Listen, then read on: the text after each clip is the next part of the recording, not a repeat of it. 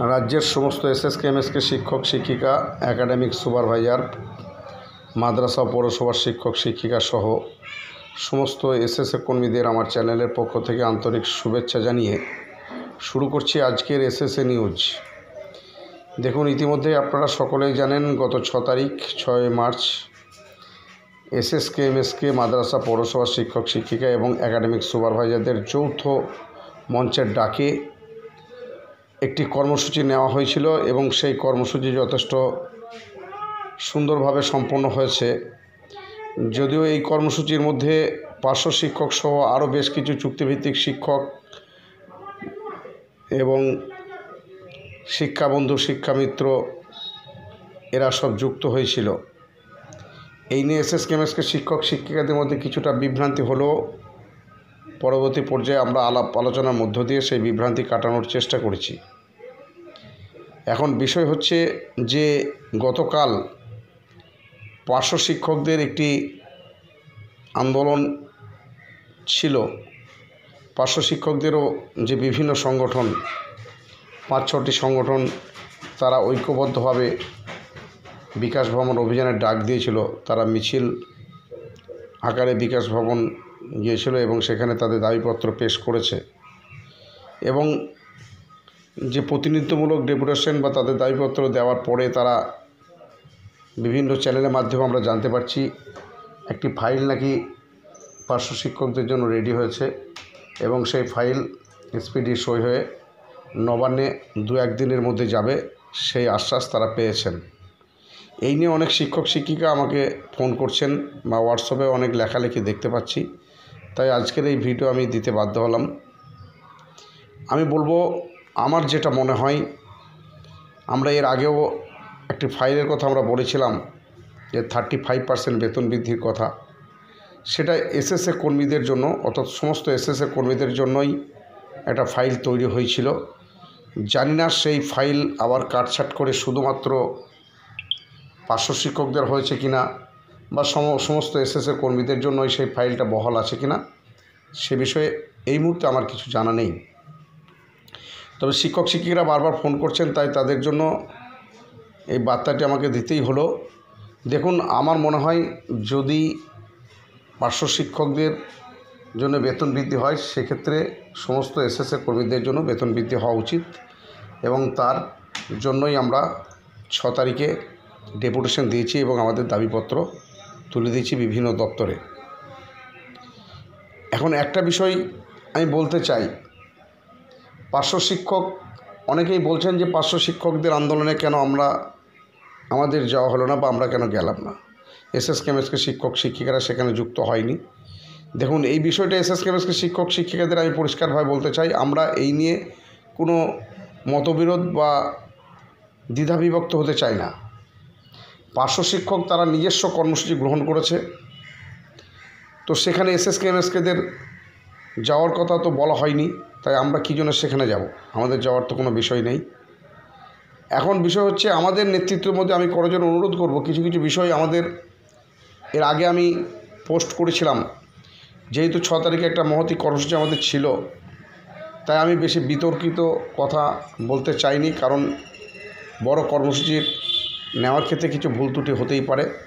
তো আগামী দিনে আমাদের সেই ভুল ত্রুটি সংশোধন করার জন্য ইতিমধ্যেই আলাপ আলোচনা চলছে এবং ভুল ত্রুটি কাটিয়ে আগামী দিনে যে কর্মসূচি আমাদের গ্রহণ করা হবে, সেখানে সবাই ঝাঁপিয়ে পড়বেন, এই অনুরোধ রাখব।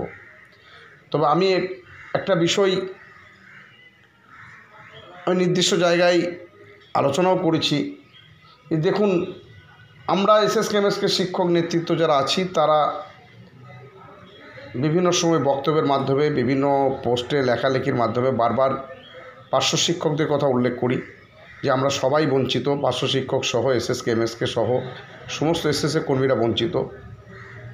কিন্তু আপনারা কি একবারও শুনেছেন যে পার্শ্ব শিক্ষকদের যে আন্দোলন কর্মসূচি এর আগে হয়েছে বা গতকাল হয়েছে, সেখানে একবারও এসএসকে এমএসকে বা অন্যান্য এসএসএ কর্মীদের কথা তারা উল্লেখ করেনি?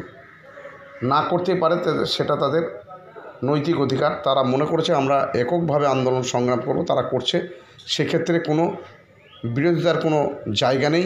বা এটা বিতর্কের কোনো বিষয় নেই। তো আমি আমাদের এসএসকেএমএসকে নেতৃত্বদের অনুরোধ করব, আমরাও সংখ্যায় কম নয়, যদিও এসএসকেএমএসকে শিক্ষক শিক্ষিকাদের গড় বয়স কিছুটা হলে একটু বেশি, তাই জমায়েতের ক্ষেত্রে হয়তো ঘাটতি হচ্ছে। আগামী দিনে সেই ঘাটতি পূরণ করতে হবে। পেটে খিদে থাকলে জমায়েত করতেই হবে, এটা মাথায় রাখতে হবে। আমি যে কথা বলতে চাই, আমি আমাদের নেতৃত্বদের অনুরোধ করব যে এইভাবে কাউকে জোর করে ধরে নিয়ে এসে মঞ্চ তৈরি করে আন্দোলন কর্মসূচিতে না গিয়ে শুধুমাত্র এসএসকেএমএসকে ভিত্তিক আন্দোলন কর্মসূচির ডাক দেওয়া হোক। সেক্ষেত্রে আমার মনে হয় উপস্থিতির হার আরও বেশি হবে। কেন আমি নিজের জেলায় অভিজ্ঞতা থেকে বলছি, যখন আমাদের 12 তারিখে কর্মসূচি গ্রহণ করা হলো কোর কমিটির সভা থেকে, তারপরেই 13 তারিখে আরেকটা অংশ যখন যুক্ত হলো, তখন থেকেই বিতর্ক শুরু হয়ে গেছে। বিতর্কটা এটাই নিয়েই যে আমাদের 12 তারিখে তো এসএসকেএমএসকে মাদ্রাসা পৌরসভা একাডেমিক সুপারভাইজার এদের নিয়ে একটা মঞ্চ তৈরি হলো। তারপরে আবার একটা প্যারালাল মঞ্চ কোনো সংগঠনে করা যায় কি না, এই নিয়ে শিক্ষক শিক্ষিকাদের মধ্যে যথেষ্ট প্রশ্ন দানা বেঁধেছিল।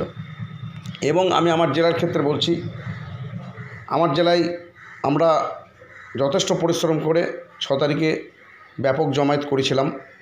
কিছু কিছু শিক্ষক এই ধরনের একটা খিচুড়ি আন্দোলন হয়ে যাওয়ার জন্য অনেকেই বিরূপ মন্তব্য করেছেন বা তারা সেখানে যেতে চাননি।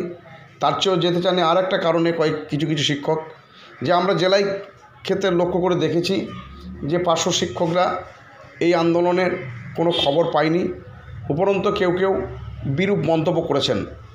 তার জন্য আমাদের কিছুটা হলেও ক্ষতি হয়েছে। তাই আমি অনুরোধ করব, আগামী দিনে কোনো কমন কর্মসূচি নিয়ে যৌথভাবে আন্দোলন করা যেতেই পারে, কিন্তু পার্শ্ব শিক্ষক বা অন্যান্যদের নিয়ে আন্দোলন করা যেতেই পারে, সেটা আলাদা বিষয়। কিন্তু আমি মনে করি এই মুহূর্তে শুধুমাত্র এসএসকেএমএসকে রিলেটেড যে আমাদের মঞ্চ, সেই মঞ্চের ডাকে একটা আন্দোলন করা দরকার এবং সমস্ত কোর কমিটির সদস্যদের এই নিয়ে একটা বার্তা দেওয়া দরকার। আমার মনে হচ্ছে শিক্ষক শিক্ষকদের মধ্যে একটা ভুল বার্তা ইতিমধ্যেই পৌঁছেছে, তো সেটা কাটানো দরকার।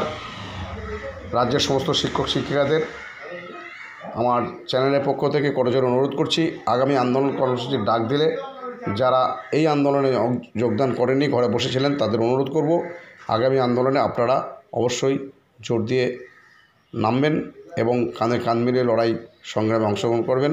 এই আশা ভরসা রেখে সকলকে অভিনন্দন শুভেচ্ছা জানিয়ে শেষ করছি। সকলেই ভালো থাকবেন, সুস্থ থাকবেন। ধন্যবাদ।